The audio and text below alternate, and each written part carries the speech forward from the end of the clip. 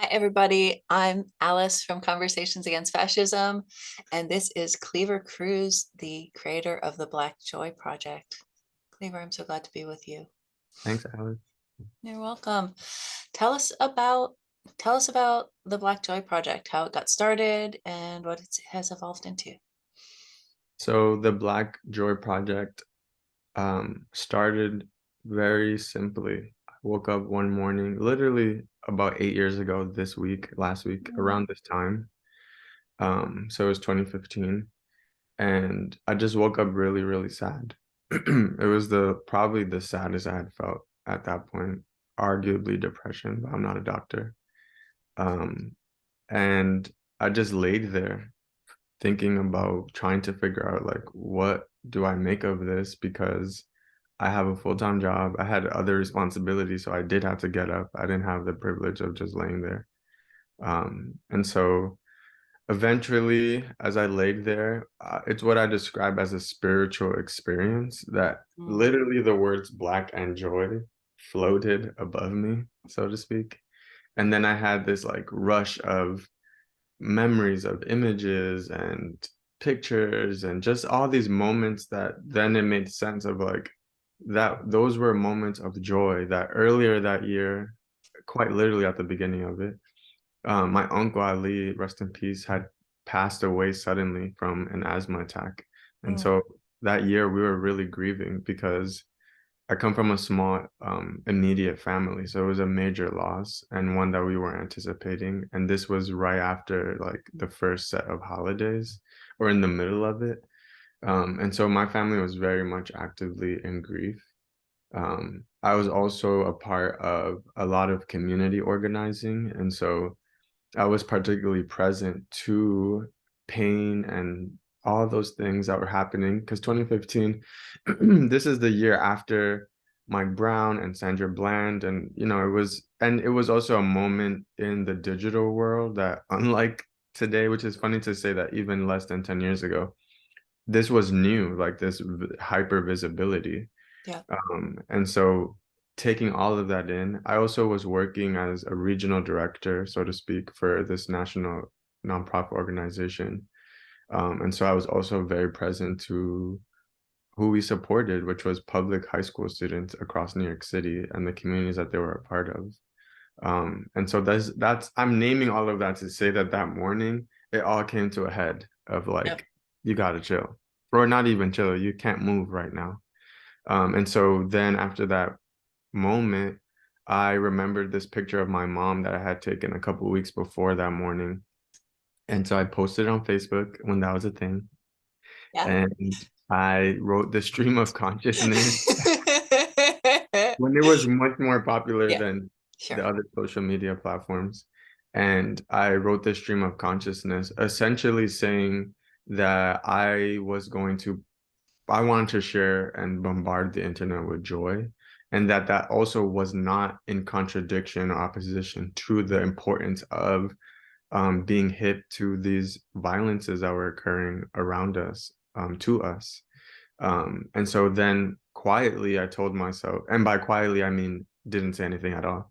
Yeah. But I told myself that I'm gonna do this for 30 days. That I'm just gonna maybe by the end of the December of the last month of that year, this might make me feel better. Like maybe I can not have this really intense sensation that I was having that morning.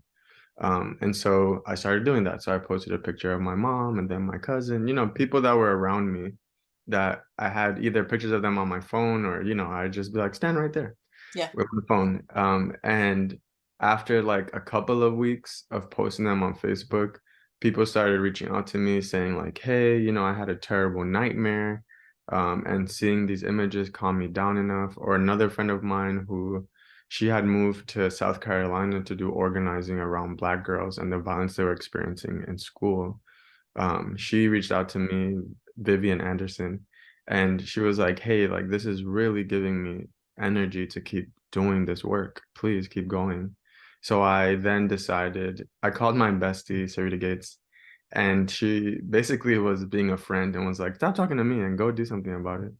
And so that's when I decided to formalize it and give it a name. And that's when it became the Black Joy Project. And so yeah, so by the end of that month of December in 2015, it had become what was started as a little impulse just for Hmm. me to feel Just for better had yourself. become the Black Joy Project. Wow. And um, are you are you a photographer? Were you Not at taking? all. Not at all. Yeah. Amateur at best, Yep. but really it was just my little phone and taking pictures. And I had a DSLR camera at that time, but honestly, it was just with my phone. It just felt like this is the tool I have, and yeah, and people are gonna they're a little less hesitant to pose for a phone than a real camera.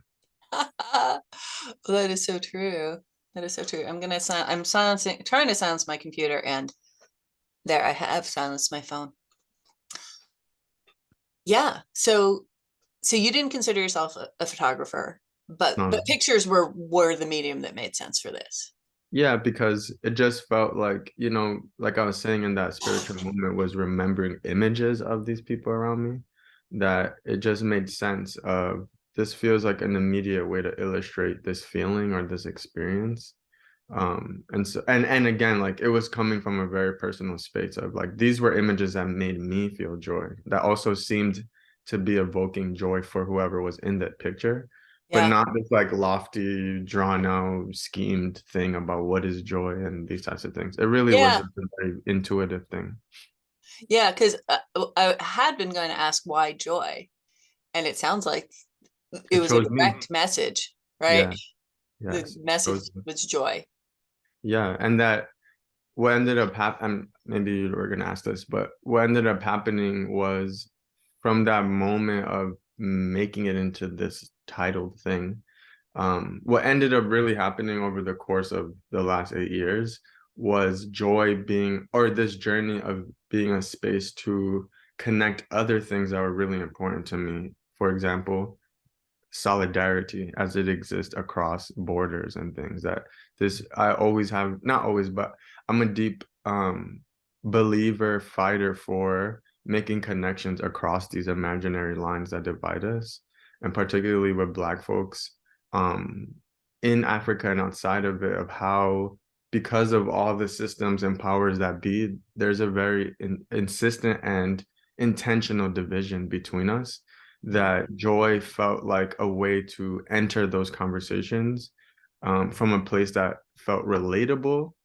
and didn't necessarily, and for me, didn't take away from the harshness of these things. I want to be very Mhm. clear that my version or what I explore around joy is not an escapism. It's not a Yeah. way Or to bypass. avoid or like say like these are the happy people over here. It's actually saying, like most things in life, it's concurrent. They're happening at the same time.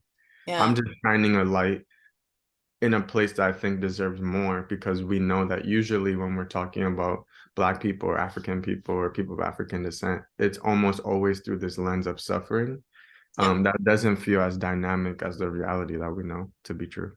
Mm. So yeah. So I'm hearing there's an accuracy Yeah, of being Black is not all suffering. exactly. And that we know that to be true because being human isn't all suffering. So it's a yeah, it's just a counter narrative in that way of, or what you said, it's actually reflecting what is and not what people think it is. Yeah. And then the other thing I heard is it's an antidote to Yeah, despair.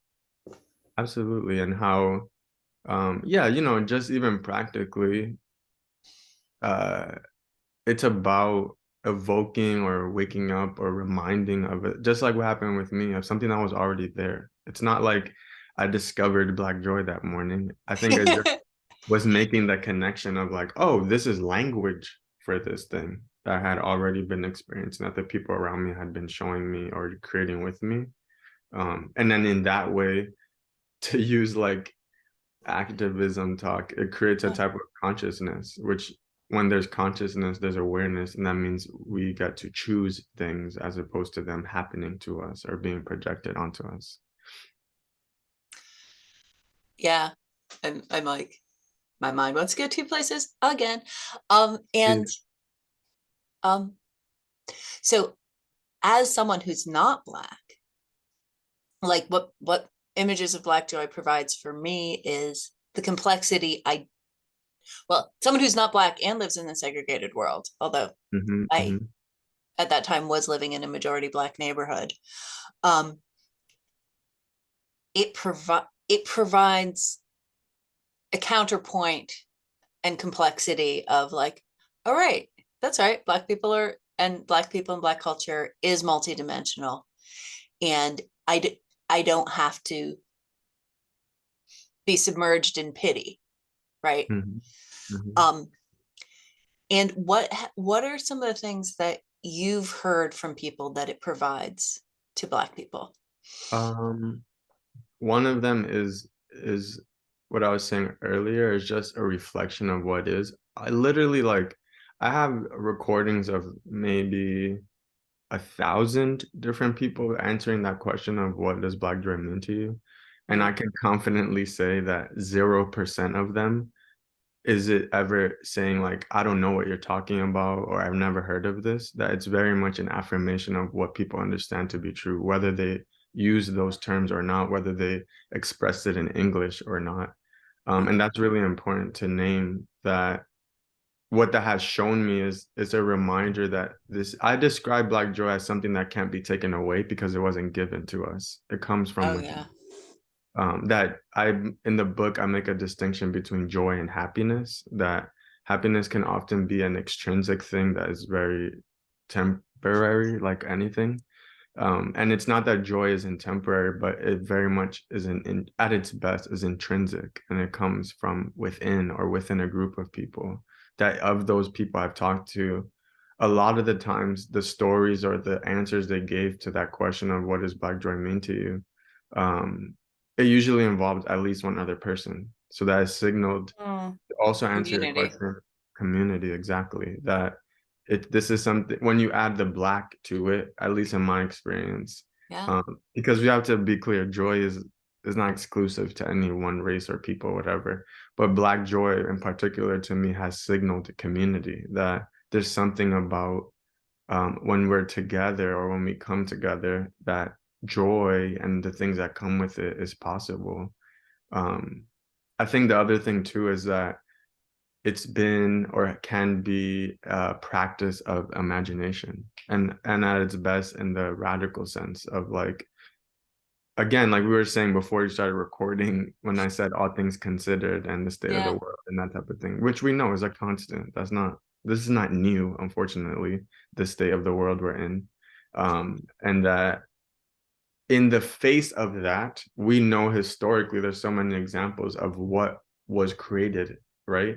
And Despite, that Black yeah, joy is a way to be in that of it's not even just despite, but it's like in the face in of the face of, yeah. the practice to create otherwise, right? That is imagination, is literally creating what is not there. And that in the liberation sense, it's creating what needs to exist so that the world reflects back what we desire, not even desire, what we need to be well.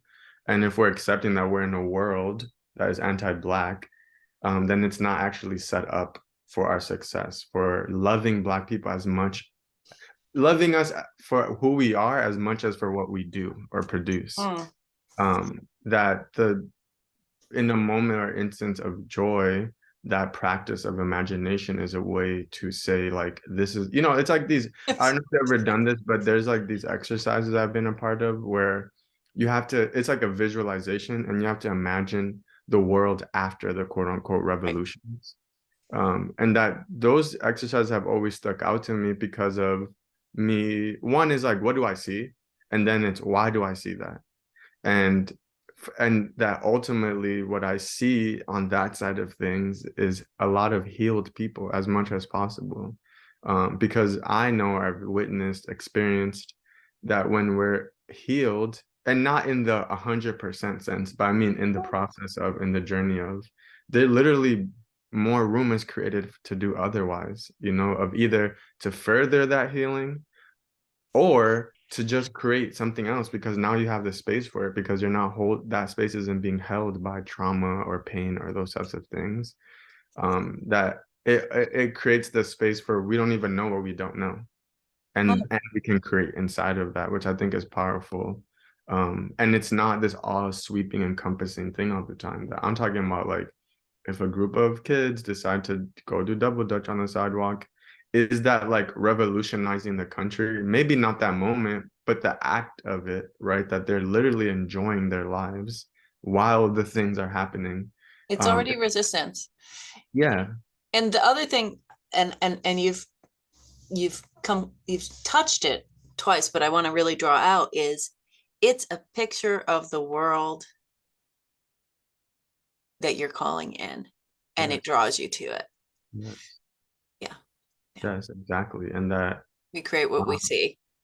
right, and that it's like this dual thing of it's obviously happening in real time and it's future forward in that sense too, of like for me it's can that incite more? Like what we want more, you know what Yeah, I'm it's a saying? touchstone. That again, that it's like to me it's also about so what is happening that is preventing that from happening more? So that it can Mhm. be a fuller conversation as opposed to let's just hyper focus on the joy and that feels great, as if that is automatically removing the Yeah. obstacles and Like things. seeing the joy and holding it as a touchstone or a vision lets you see what's in the way to get out Exactly. of the It's way, as opposed to despair, right? right. And this singular thing or not dynamic version of things.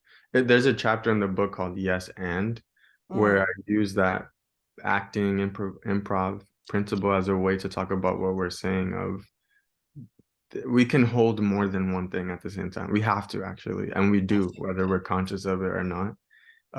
But that we actually can, and that the tension is there in the existence of these two things at once, which is important. Yeah, that just feels important to name that joy isn't in opposition, it's in tension with things. Um, Mm. yeah, yeah, So, so I saw. So I guess what I'm wanting to ask is like, is there a point where you can't draw out joy? Like I don't know if there. Well, actually, I have seen moments of joy in Gaza during the ceasefire. yes. I This just when you asked, it made me think about Bisan, which we all know. She posted a picture of a little girl like wearing a paper crown or something that they had found at a school. But the caption was saying like this is Queen, I forgot the little girl's name, but her saying like describing how this little girl found the crown and that made her feel like royalty. And all of this is literally happening while Gaza is being bombed. There was moments I saw of like people dancing, and that parallels to things we've seen in the US, for example, of during these rallies and protests, there's voguing going on. People are dressed up, like wearing nice clothes and stuff. People are singing. I That saw I saw a short video of two young women playing patty cake with their babies, sitting on literally a block of rubble. you see, So I guess, yeah. So like, I'm really moved by this conversation. it's touching. It really is because even in that example of you saying they're playing a hand game on top of rubble, it's that's like a retention and a projection into what can be, right? Because they obviously knew how to do that before the destruction happened. But it's also holding on to what can be, that they want to be in a world where there isn't rubble, but they still get to play hand games. And I'm assuming they were very happy because they were ever so briefly home, right? Ever so briefly and not functionally, but that they were on the spot where their home had been.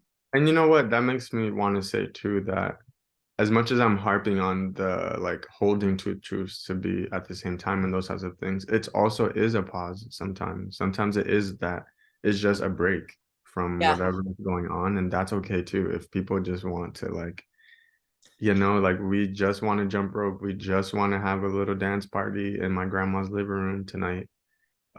That's okay too. Like it doesn't, everything doesn't have to be this big sweeping lofty thing, Yeah. Yeah. you know? I want to get back to something you said early on about they can't take it away from us because they didn't give it to us. Yes. Um, and you said something like it's intrinsic. It has to be intrinsic, right? Yeah. Those women were born after Gaza was walled in. Right. Nothing, nothing has been given to them. Right. by the state of Israel Right. ever. Right. Right. And even as more and more and more and more and more and more and more has been taken away from them, they got to smile and sing and play hand games with their babies. Absolutely. And that even, I would say, even like super practical things like having water to drink that day, some semblance of shelter for those who have it, a change. Bisan, she's just the one I follow the closest.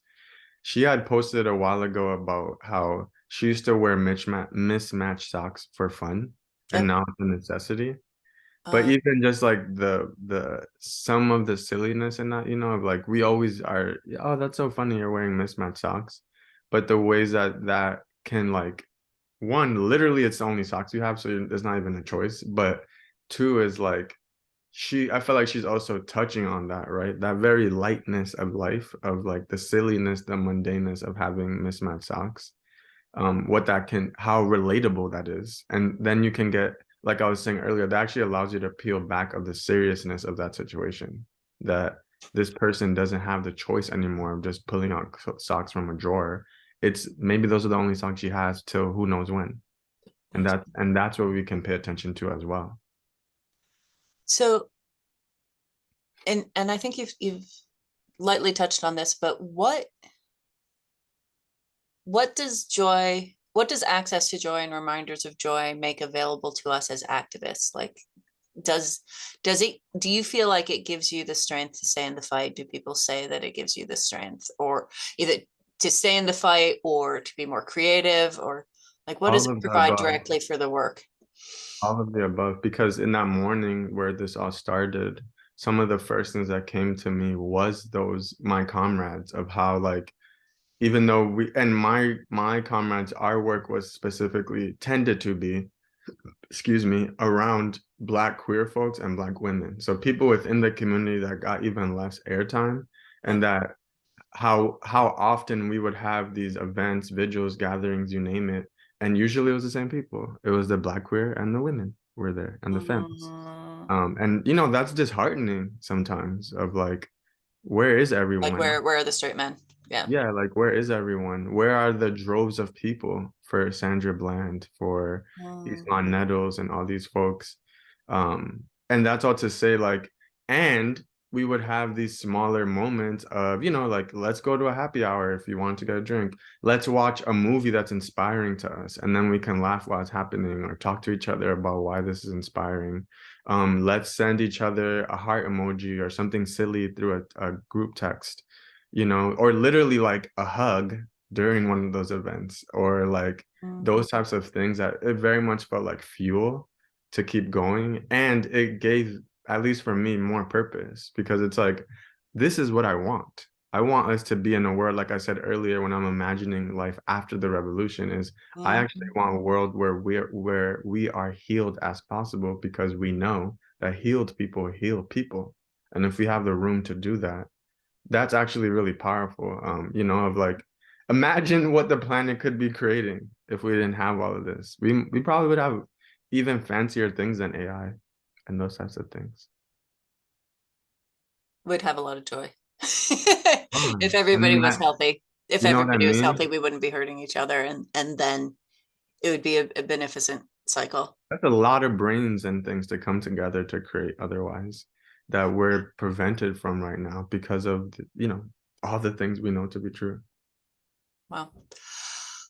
Tell us about your book, why it's great, where we can get it, all those things, how gorgeous it is. Thank you so much. So the book comes out in exactly 2 weeks from today on December 19th. Which will, Whenever yeah. you listen to this. Whenever you listen to this, December 19th, great.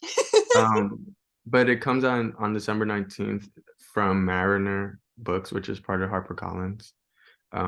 And it's a combination of 8 essays that cover a lot of what we've been talking about. So I should be better about remembering the chapter names. I only spent a huge chunk of my life working on this.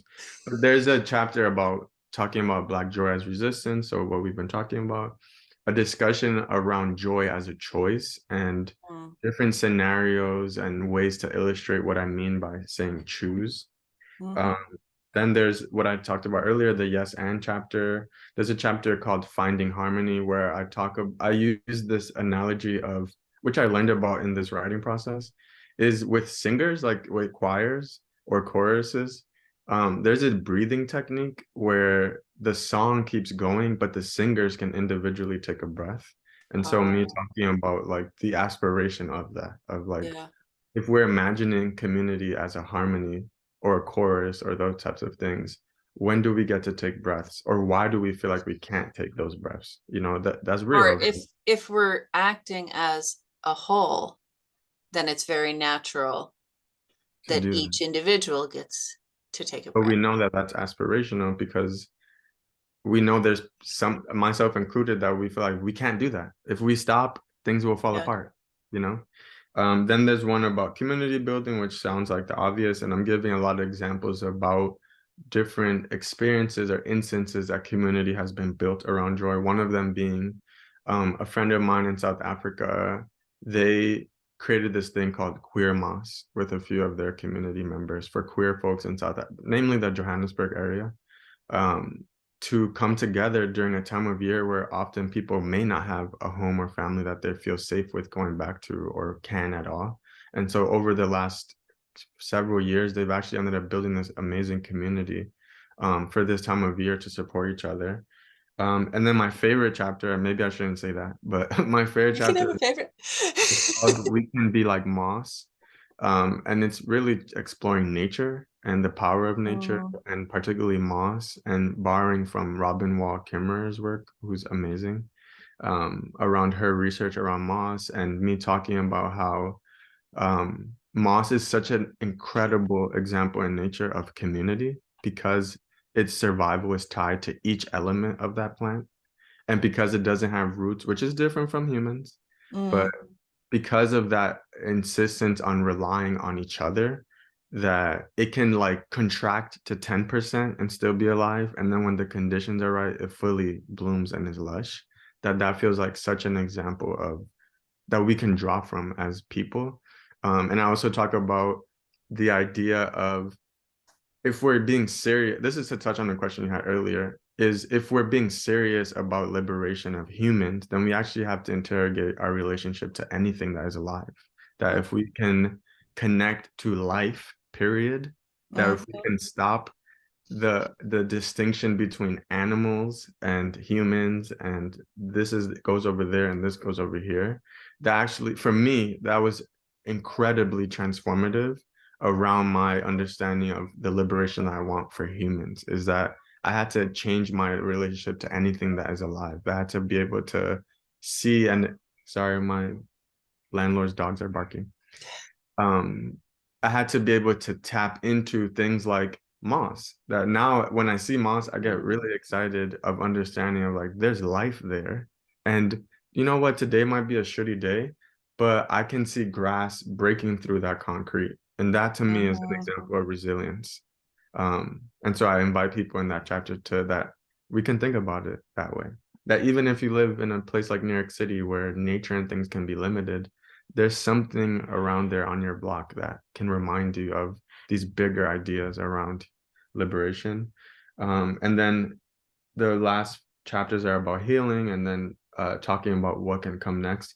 And what's mixed throughout it is three pieces of writing from three friends and writers from different parts of the world. So one of them is my friend in South Africa that I named earlier. So they wrote an essay about their experience of joy, of Black queer joy in the South African context, and talking about the realities of being in that part of the world. Another one is Munganyende, who lives in the Netherlands, and she's originally from Rwanda, and her family Mm. left during the Civil War in the 90s. And so she talks about her experience of being a dark-skinned Black woman, specifically in Europe and in different parts of Africa, and what joy has meant to her and her lived experiences. And then the last one is a poet from Zimbabwe who has been living in Australia for the last decade or so. And so she wrote this really powerful poem about her relationship as a Black African woman to the Black Indigenous people of Australia, Oh, and wow. what does that mean to be on stolen land in that part of the world. And then of course let me see if I can flip through it quickly. Is there's over 100. I was wondering if there were photos Oh yeah, there's and 50 drawing. Oh, and artists, paintings. all kinds, paintings, collages, photographs, watercolors. Oh, Um, some of it is archival. So I yeah, I just saw a before picture from the 50s or something or yeah, earlier. Yeah. show it again. So before working on the book, I had been doing archival work because I'm a nerd. So I was just researching on my own. And then this felt like a great opportunity to bring that together. So there's 50 artists from various parts of the world, from Australia, Kenya, Nigeria, South Africa, um, parts of Europe, St. Vincent in the Caribbean, different parts of the US. So various locations all around this visual conversation of joy. And it really comes together beautifully. I'm excited for people. It's an experience, the book. I'll say that too. It's not just a thing to read or a thing to look at the images, but it really is an experience. And I'm saying that as objectively as possible, Oh, despite I my can tell just seeing it, just seeing you leaf through it. yeah, it's stuff like this. Women in the army in like the 40s putting Yep. puzzles together. Oh, Nobody talks about that, no. but that was happening while they were like at war. um that yeah, so it's an experience, and like I talk about in the intro, is there's no, it's kind of like the Goosebumps, choose your own adventure, that you can start whatever chapter you want, you can turn to whatever page you want. There's no right way to experience it. There's an order of chapters, but even that you don't have to follow it. It's just take, it's what it feels like, how it started, that it's just a thing to offer what you need, take what you need, that this is just a place, a hall of mirrors, so to speak, and not in the circus sense, but Yeah. in the sense of like offering reflections, and then where possible is pushing your thought of like, maybe you came into this with more of a surface understanding and this opportunity to dive deeper, or maybe you had no idea about something that's happening in a certain corner of the world, and now through the stories of joy, you can make a deeper connection on how that actually relates to wherever you are in the world. Because a lot of my intention has been for the book to create threads of connection, that even though we might be living in different parts of the world and having different experiences, different cultures, different languages, there's threads about what's happening. And that history has Universality. shown us that when we start coming together across these things, is when that's really when the ground starts shaking, is when people start realizing like Palestine is the inequality in the US. It is the inequality in different parts of the world. Yeah. Yeah. That's not a coincidence that Palestinians were connecting with the folks in Ferguson 8, 9 years ago. That it's those types of powerful moments of, we actually get to see each other as the world and not just the silos that we get put into. Well, this has been wonderful, Cleaver. So the is in general is the best place to find you still on Instagram or Yeah, you can follow the Black Joy Project at the Black Joy Project. You can also go to cleavercruz.com to see more about the Black Joy Project. And if you want to read articles or listen to things or just scroll, there's a whole, I'll say this too, because I haven't shared it really yet, but I created a whole playlist. So if you're a music lover, there's a whole, like a pretty long, it's like hours and hours of music from different parts of the world. There's a list of resources on the website. So if you're interested in reading more books, or you want to know about art, or just different parts that I've learned through this journey about people doing this work, you can go on that website and it'll get you started. It's a launch pad. It's not exhaustive. It's a launch pad. so great. I'm just really honored that we got to have this conversation and that I got to It's meet so worth you. the wait. All right, I'm gonna stop recording. Thank you so much. Okay. Someday. There we go. Nope, that wasn't it.